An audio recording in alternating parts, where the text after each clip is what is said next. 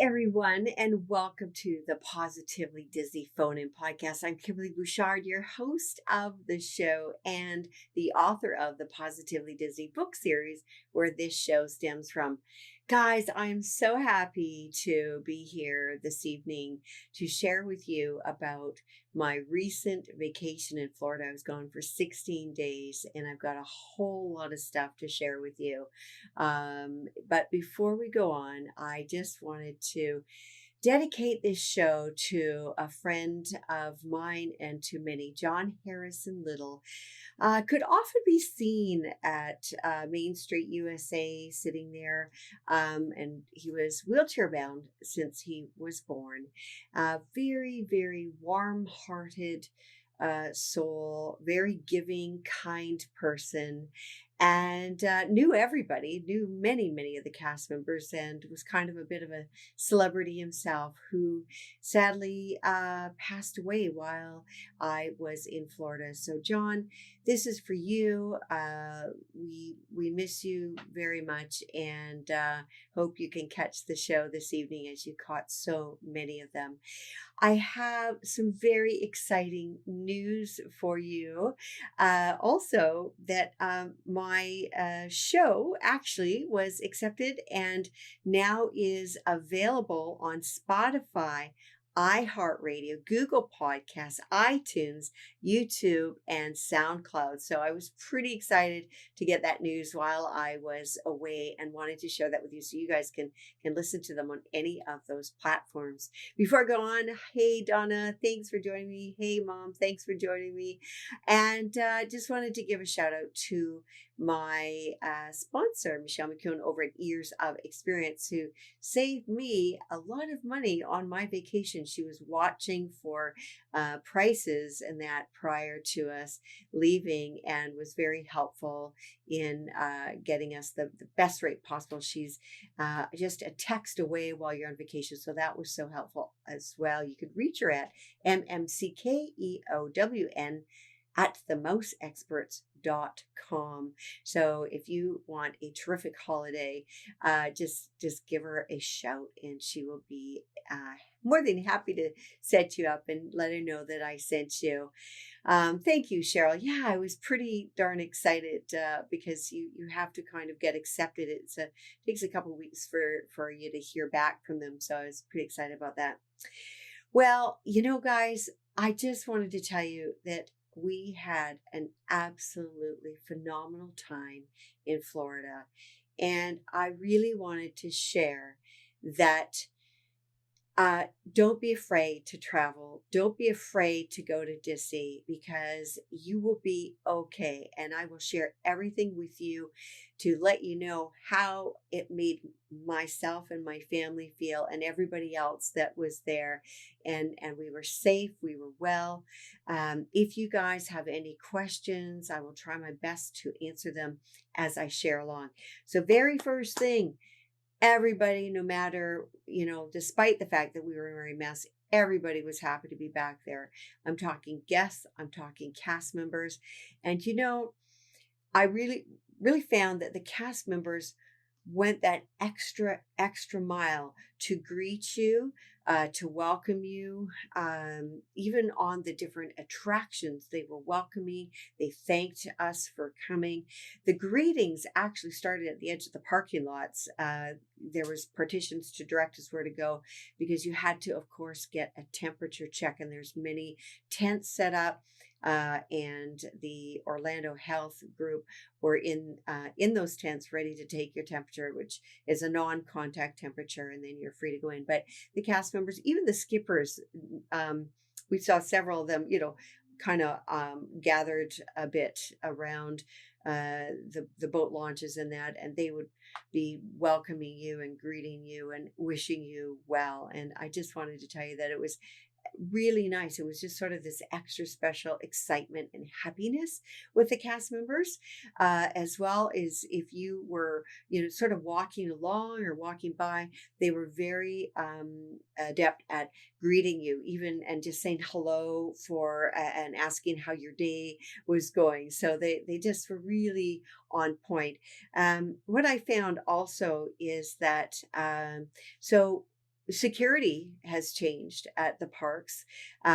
We had one little backpack with us, and you basically walk through. You don't even have to take your backpack off. The only thing they ask is, if you have an umbrella in there, that kind of thing, to remove that. But other than that, you just went straight through security with your bag. And something else I noticed, and I'm not sure if you know about this, but any cast member that normally has a white pin on, if they have a dark blue pin on, that means that they have been the Legacy Award recipient. That means that that is kind of the highest honor you can get from fellow cast members. And I don't know what it was about this trip, because I've been to Disney so many times, but I noticed there were a lot of Disney Legacy folks working. And normally I would see maybe one or two. I think I saw about a dozen or more while I was there. So I thought that was kind of a little interesting to note. Something also that we experienced was dining. It wasn't difficult to get a table reservation. And if you wanted to get a table reservation the same day that you wanted to dine, it actually usually worked out. Not necessarily all the time, but you have to call the same day to get a dining reservation. I learned that because I was trying to book one on my app, and you can't do it on your My Disney Experience app. So let's start with the resorts. At check-in, they actually give you your room number. They give you your room number ahead of time. You don't have to go check in at the front. We were assigned, and then you have on your app, you have a little Mickey that says to unlock your door, and you just hold it up against your door. The first resort we stayed at was Caribbean Beach. We had never stayed there before. We wanted to try it out. Unfortunately, my door key or whatever did not work, so I had to go to the desk after all, and ask for a map and that, because they are not giving out paper packages or of activities and things like that, because it is not fully going yet. They don't have the movies and all the activities around that they normally would for the kids. So they basically you kind of have to figure it out a little bit on your own. But at any rate, we got through that glitch, and the Skyliner was right beside us. Basically, we were pretty much the closest room to the Skyliner, so that was kind of cool.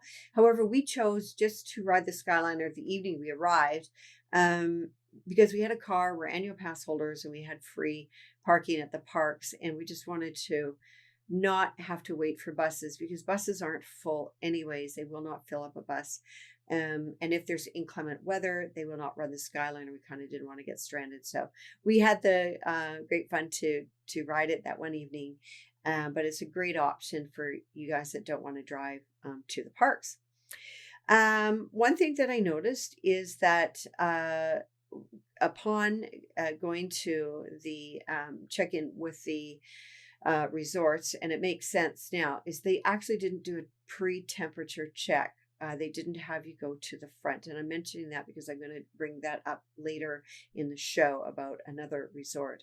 But at any rate, they didn't do a temperature check to allow you on property because they didn't have you come in and meet them or whatever. But I thought it would have been actually kind of a good idea to do that if you are staying at a Disney resort, just to kind of get that checked out.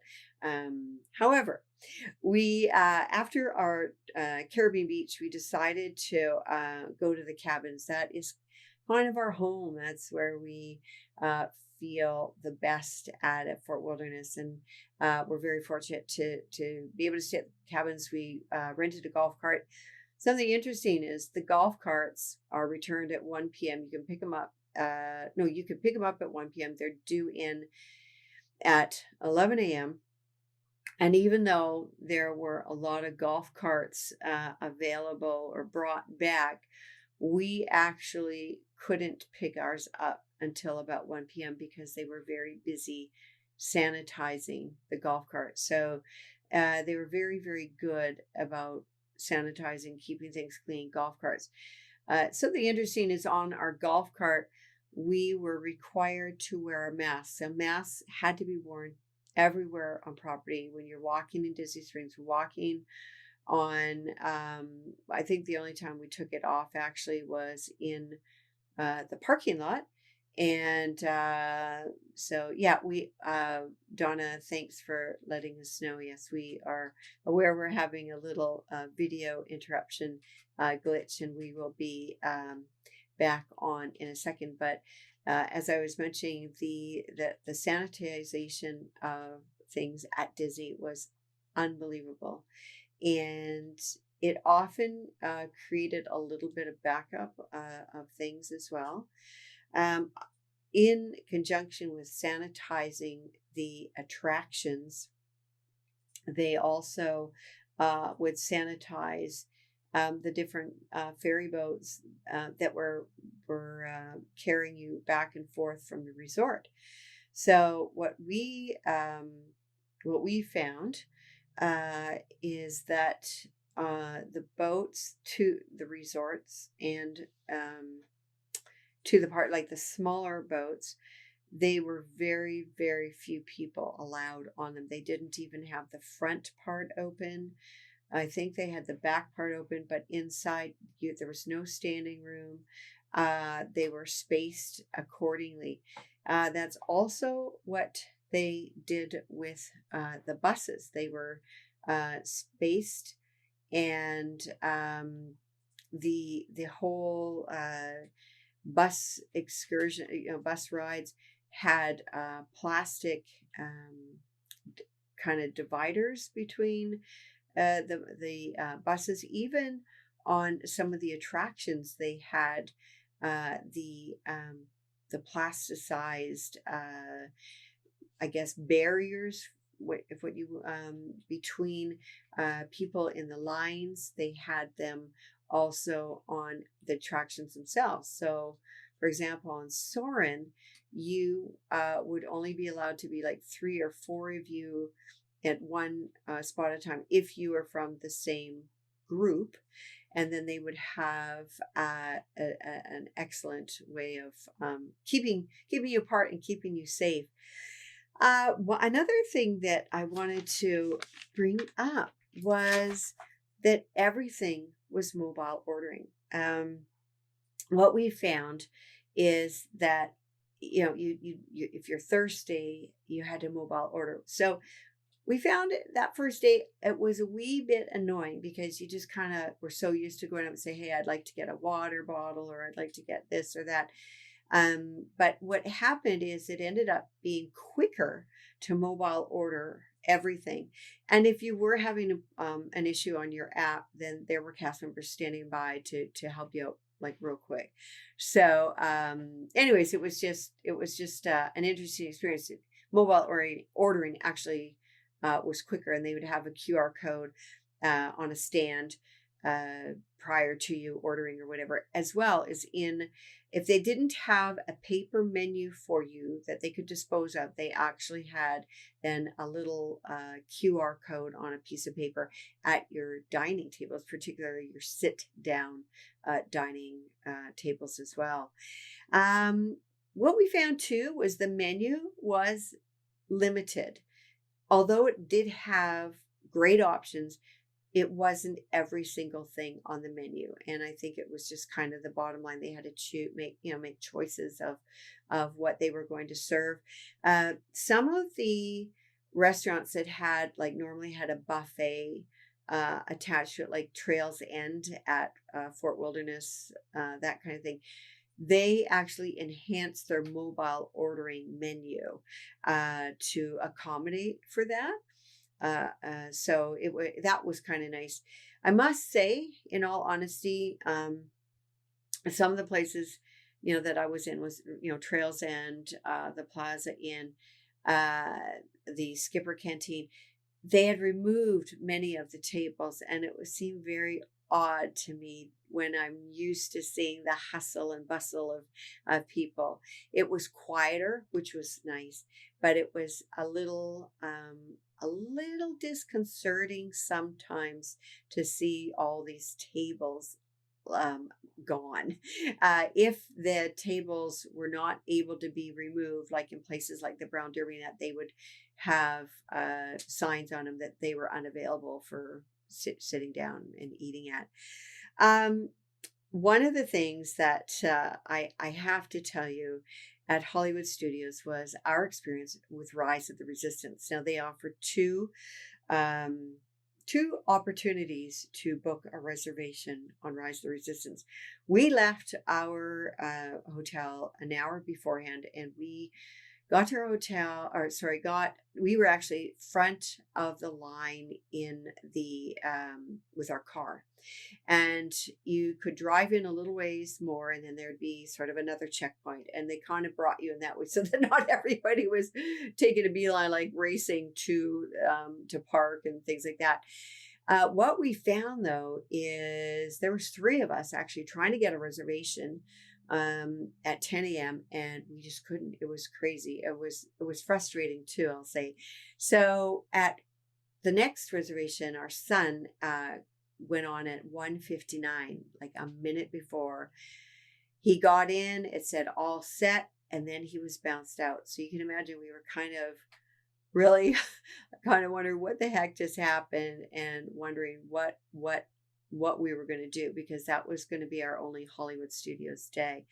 So I actually, and this is for you guys, that if you guys get in to do Rise of the Resistance and it says sort of all set, you're ready to go, and you're bounced out, go to guest relations and see what they can do. I explained the situation to them, and you know what? They were very decent about it, and they booked us into our spot. So we got to experience it, which was so phenomenal. We had no idea what to expect. We had no idea if something or somebody was going to be popping out of the doors or whatever. It was, everybody was in character. It was absolutely wonderful to experience. Before we go on, I just want to welcome some other folks on here. Gina and Paul. Thanks, Paul, for joining me tonight. And I'm glad you enjoyed the posts of Disney and Universal Studios as well. So Rise of the Resistance, amazing technology that they use. Really also loved Mickey and Minnie Runaway Railroad. Just let you know, guys, if you want to do what you want to do at Hollywood Studios, go there before the park opens. You have to get there, do the Runaway Railway right away. We walked on. It was faster than the movie ride. It was better than what I expected, and very clever in how they introduced the ride. And I don't want to spoil it for you, because it was very cute, and they used similar technology for Rise of the Resistance as the Runaway Railway. So that was really neat. Another thing at Hollywood Studios that we were surprised to see is where they normally show the Beauty and the Beast show. They had the Disney Orchestra, which was lovely, and then they had some of the characters from Beauty and the Beast join up towards the end. But it was really nice to just be able to have a seat, kick back, relax, have a little beverage if you had something with you, and enjoy some entertainment, which, you know, often when we go to the parks, we are in such a hurry to do everything, get on the attractions and all that. And I must say that with the reduced crowds and being able to walk on the attractions, I really didn't mind that. We didn't have the fast passes kind of directing our day. We were really able to just walk on things. That was in the morning. Now, we ended up doing Magic Kingdom on a weekend. I really highly recommend you not doing that, even with the fewer crowds, or get there super early, like we did on our day before, or the day that we left. We went into Magic Kingdom before it opened. It actually, you can get on things. For some reason, things were open and available to go on a little bit before the park opened. The afternoon, you do start lining up at some of those attractions, and believe it or not, I was surprised to see it. I don't even know if I got a photo of this, but Small World had a wait of anywhere between 25 and 35 minutes, which we all know is unheard of. Now, it's very, very hot, very humid. So people probably just wanted to get on to something and relax for a while. But you can get on everything that you want to get on without a big wait. Something that was kind of fun for me as a pass holder, they while we were there, that it ended on the 14th. They had 30% off merchandise for annual pass holders, which that is typically the discount for cast members. So it was so awesome, and I was so happy to. I kind of got my shopping done a little bit ahead of time because 30% off is 30% off. It was a good deal. So I took kind of took advantage of that. Another thing that I just wanted to say, the Brown Derby is the restaurant in Hollywood Studios that we had never, ever, ever eaten. It's a pricier restaurant, but honestly, they had an original dessert. It was a grapefruit dessert. It was cheesecake and a sponge cake layered with some kind of candied grapefruit or something. It wasn't too sweet, but it was beautiful, and it was an original recipe from the original Brown Derby. So I thought I'd share that with you. I don't know if they just let you in for desserts if you want, but it was really nice to experience that. Um, Wanted to talk to you a little bit about the transportation, because when we were heading over on the ferry boat, there's barely anybody on it, and on the ferry boat, they would have large round blue spots that you would go and stand on. Um, all of the um, all of the transportation had something that would keep you apart from somebody else.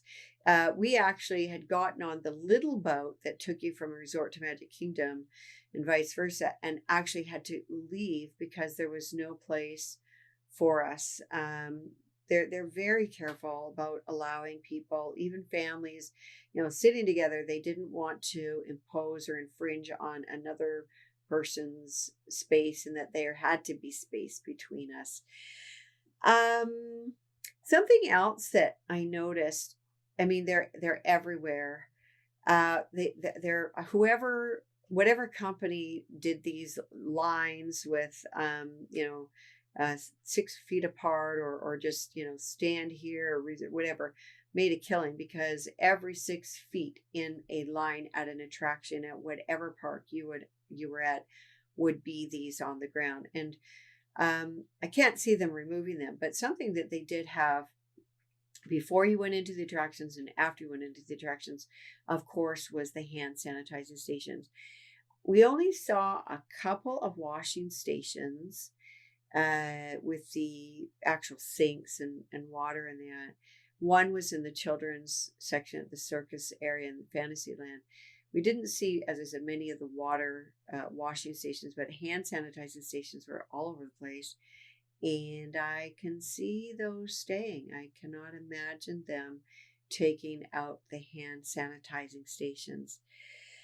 The other thing that I wanted to tell you about is what they call relaxation stations. Now, the cast members were very, very good about watching for people wearing their masks.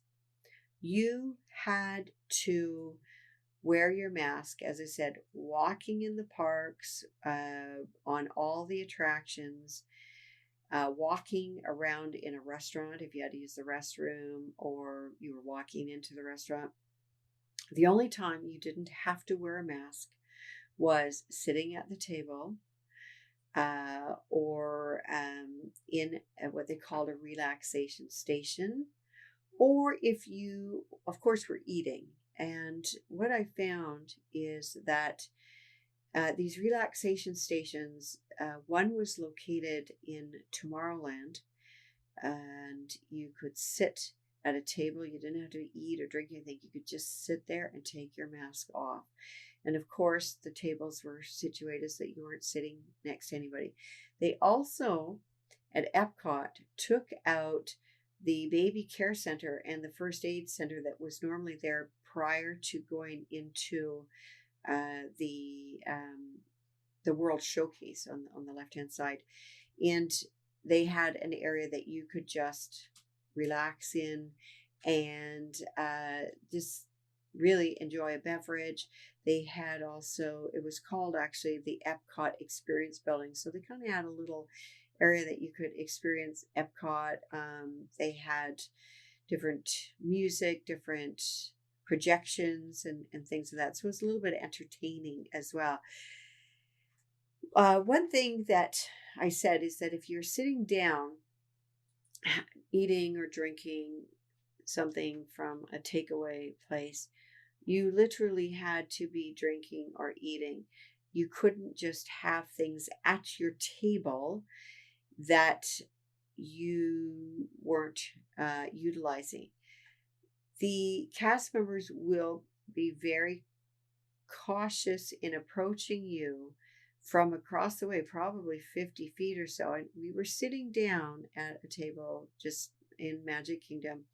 We were all having a little drink of water. I think one of us had finished our water bottle, and it was just kind of on the phone, not even not eating anything. The mask wasn't up yet, and the cast member came over and told one of my family members that just remember that if you're finished drinking, if you're finished eating, to make sure that you put up that mask.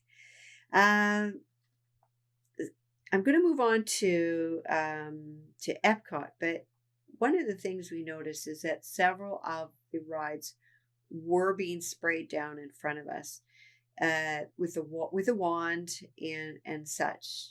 That would slow up the process sometimes in line. Like the Jungle Cruise, we noticed that they were spraying down different attractions that they could.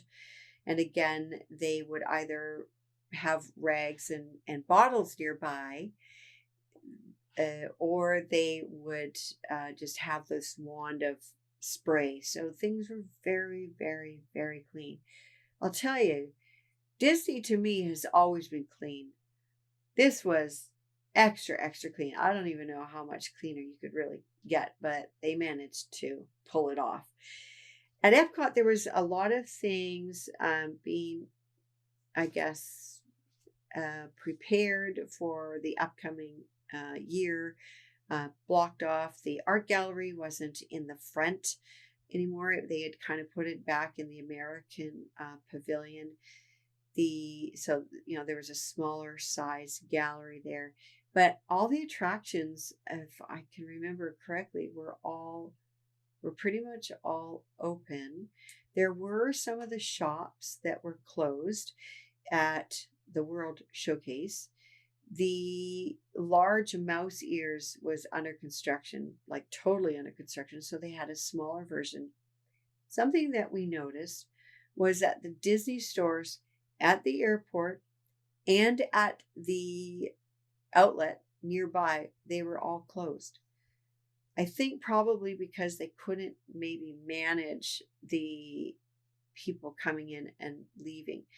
What we noticed about all the shops in the different Disney parks, they had one entrance and they had several exits, and they had cast members manning those shops so that they didn't overfill them and they didn't have people keep brushing past each other. So I thought that was kind of an interesting thing. One entrance, but many exits. The theater for the Pixar shorts in Epcot, we had to wait for them to sanitize the theater. So any type of theater situation, be it at Hollywood Studios for the Walt Disney Experience, they would disinfect. They did not have Indiana Jones stunt show, but I know I'm talking about Epcot, but I just kind of thought about this as well. The sing-along, none of that was open. So there was very few things closed, but those were bigger theater events that they just did not open at all. The one place that we were very surprised at and had so much fun, and I highly recommend you booking the restaurant, is the Skipper Canteen across from the Jungle Cruise.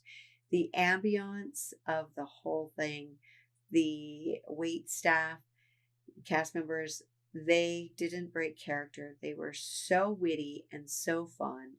It was just a blast, and the food was great. So guys, if you are at Magic Kingdom and want a fun experience, fun restaurant experience, check out the Skipper Canteen. Really fun.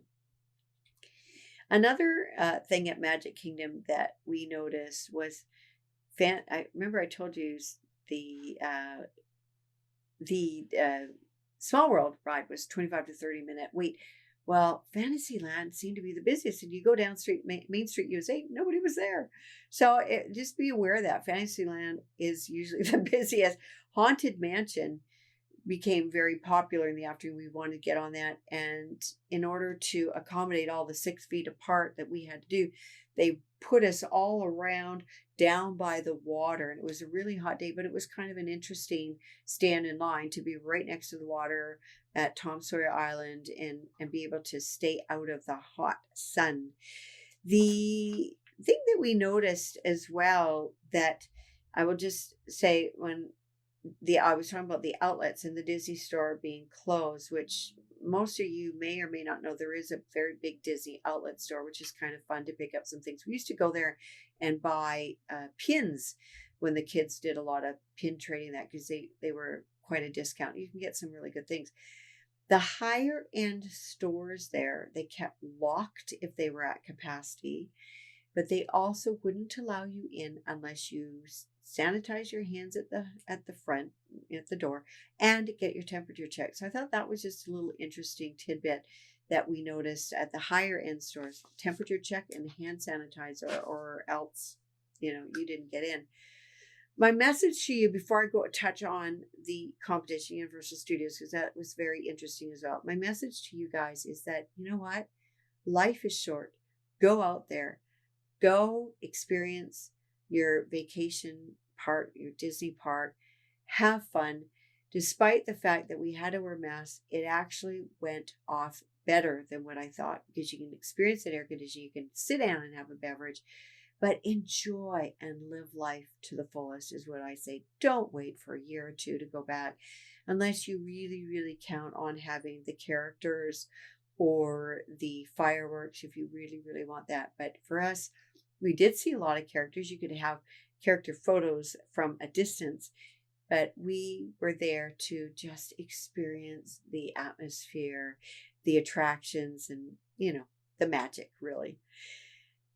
Before I go on to Universal Studios, I wanted to let you know that we did go out to the beach. We went out to Cocoa Beach for, I think it was 4 nights, experienced the Kennedy Space Center again. Kind of the same thing going on. Lots of hand sanitizing stations, and they did checks on you before, security checks, temperature checks before you could actually enter the park. Just like Disney, some of the attractions and some of the things, activities were closed at Kennedy Space Center, but and the tours of course were closed, but it was still a wonderful experience, and it was so nice to get out to the beach. There weren't that many people on the beach. Of course, you didn't have to wear a mask on the beach. We were very fortunate to find a condo that was right on the beach. And for any of you that had seen the pictures, one of the Disney ships was anchored out there the whole time. So it was so nice just to look out there every day, every night, and see a Disney cruise ship, because I can't wait. Once this is all done and the cruise lines are open again, that's the first thing I'm booking. The next thing I'm booking. Okay. Final park experience I want to share with you was Universal Studios. It was our family's first time at Universal Studios Islands of Adventure Resort. I will tell you, before you got in the resort, they didn't have sort of an app to check into your room. You had to go there and check in, and they did a temperature check. They gave you a wristband that determined whether you were okay for that day. The wristbands changed every day. Even walking on the path to the parks, they would check your temperature. And I asked the guy at security, I said, hey, have you, had to turn anybody away? And he said, every day they've turned several people away. So it was kind of comforting to know that they were really on top of that. And I really loved the idea that they were temperature checking before you were even allowed into the resort. That was kind of nice. Another thing that I noticed at Universal, and this was also at Disney, they did not have housekeeping. We did not know about that. And, but you could still call and get, towels or replenished toiletries if you needed it. The toiletries at the Disney parks even had a plasticized covering that said this has been sanitized, and they keep the really, that really nice conditioner and shampoo and body wash. They keep that in large bottles, glued to the shower itself. So everything was sanitized, and they even left cards about what they were enhancing for sanitization, actually in both Disney and Universal. Something that I really loved about the Universal Resort is that when you checked in, you actually had a texting number that you could ask any questions. They could help you with reservations, anything you want to know. As I said, we had never been before. We had no idea what to expect. And it was kind of nice to have that opportunity to just text, or if you wanted towels, you could text them requesting towels and that. Now, I'm not sure if they always do that or just during these times. I suspect it's probably more because of these times. The difference that I found in the attractions, as far as sanitization and that, Universal Studios, their team members, they call them, not cast members, team members, they made sure when you were in line, they sanitized your hands. They sprayed your hands with hand sanitizer before you were allowed on the attraction. So I thought that was a little bit different. Disney was more or less letting you sanitize your own hands. They had the sanitizing stations, when you exited the attraction or before the attraction. But at Universal, they made sure that they sanitized your hands. They were very friendly. The team members were very, very friendly. They were very helpful in answering questions. They were very happy to be back too, just like everybody else was happy.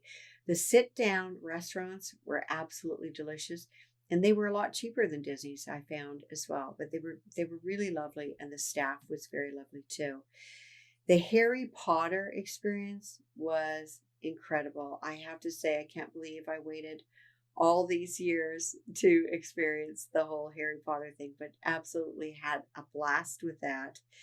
The thing that I would have to say, it really pays to stay at the resort at Universal Studios for the days that you're going to go, because the higher end resorts are less than what you would pay at Disney, way less than what you pay at Disney.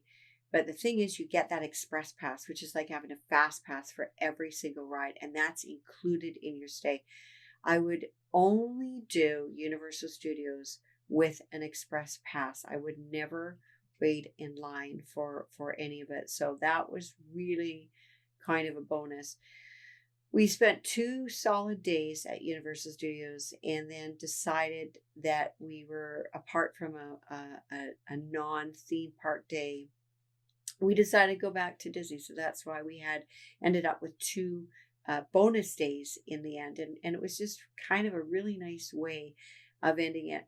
Now, this is the interesting part. We were trying to determine what it felt like for us who been to Disney since before the kids were even born. And what we figured out in a nutshell, and by the way, we will, yes, definitely go back to Universal Studios, no doubt about it. But what we found is at Disney, you can't beat that Disney ambiance.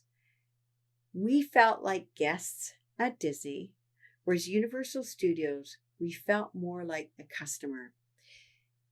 Just as I said, all of them were very welcoming, but it was just different. It was a different experience, enjoyable, but we really loved and missed our Disney experience. So I was so happy to be able to go back. But again, Universal Studios, get their express pass. That is the only way to do that park. I wanted to share with you one last thing, because it was sort of actually it was our last day before we checked out. They have, take along the magic guide with you. And normally I don't really look at these guides, but I did that day. And the first page I opened up and I was startled actually to see the masks. I just thought, my goodness, we've got masks in here now. And I went on to the next page, and sure enough, there's masks again. Where I didn't see masks in the book was when they were sitting and eating. But every page that they were not eating, so again, here they're eating, no mask. Here they're not eating and masked. So I thought I was going to take that. They suggest that you take your book along with you. So I brought it home because I thought, my gosh, that is going to be a keepsake that people will definitely be remembering this year from, Before I go on, I just wanted to welcome Sally. Sally, thank you so much for joining me this evening. And I wanted to let you know that there was a couple little interruptions, video interruptions. The whole show in its entirety will be up on those various channels. So not only my Positively Disney Book Facebook page, but also on Spotify and iHeartRadio, Google Podcasts, Apple Podcasts, or iTunes, and as well as SoundCloud. And so I'm very excited about that. I don't know if any of you have any questions for me that I can answer. I just really wanted to share, to just go out. The Up movie adventure is out there. It definitely was an adventure, but it was a very good experience at Disney. It was very good experience on our vacation. Flying was very easy. We flew with Alaska and Delta. I think we flew Delta this time, but we all summer long I've been flying either with Delta or Alaska, and they leave a seat empty between you. Rows between you.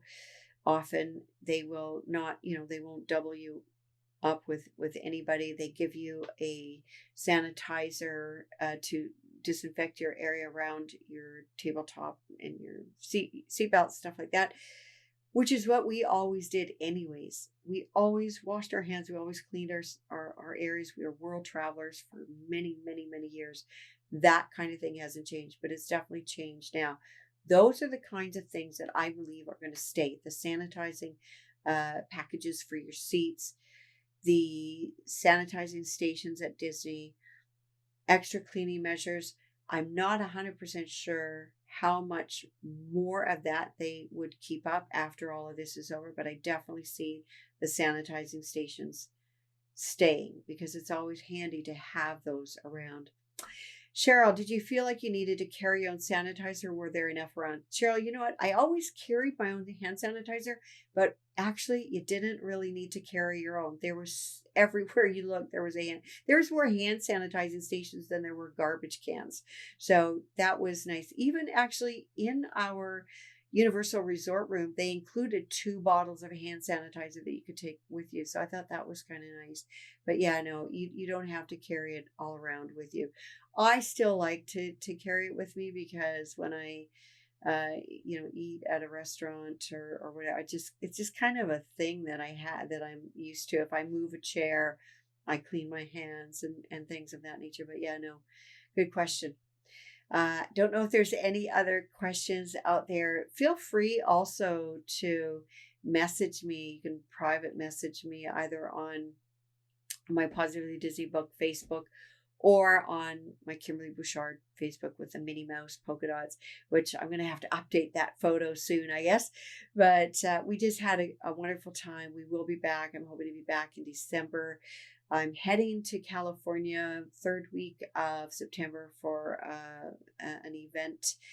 And I am really hoping that Disneyland will be open. I am not 100% sure. Disney is ready to open Disneyland, but they have to still get their government's okay to do so. But anyways, if you have any other questions, if you're not sure, maybe not, maybe something hasn't crossed your mind, but please do not hesitate to ask me because I will answer truthfully, honestly about the experience or about your question.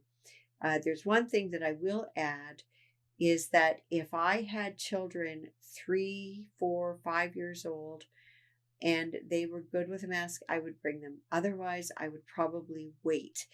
The masks were became a little more difficult in the afternoon when everybody's kind of the heat of the day, the humidity and that. And if you can kind of get in there and get out again, all the better too. The shorter hours were okay actually. The 7 o'clock and 8 o'clock, and I think Epcot was 9 p.m. They had the Food and Wine Festival going on, so they were open the latest. I actually, to be honest with you, didn't mind the shorter hours. It kind of forced you to slow down a bit. We went back to our room, we watched a movie, or we had booked a nice sit down dinner reservation at that time. And you just kind of learn to adapt to the whole situation. And as I said, the masks were not that bad. You got used to it. You knew that if you wanted to enjoy that magic, you had to wear it. But I really look forward to the day that we don't have to again. And I think it's going to be coming maybe sooner than what we think. But anyways, thanks guys for joining me. We will be starting up our 4th season sometime in September. I'll let you know for sure the date and time. We are going to be changing from a Monday evening due to other circumstances beyond my control, but I'll let you know all about that. And guess what? I even brought some goodies back from Disney, some giveaways that I'm going to have on my first show of the season. It's very difficult to get those treats and some other things. So I thought I'm going to just have fun with you guys that first show back. Whenever that will be in September, and give you guys some of the stuff that I came back with. So for now, you guys just take care, be well, be safe, and I look forward to seeing you real soon. Bye for now.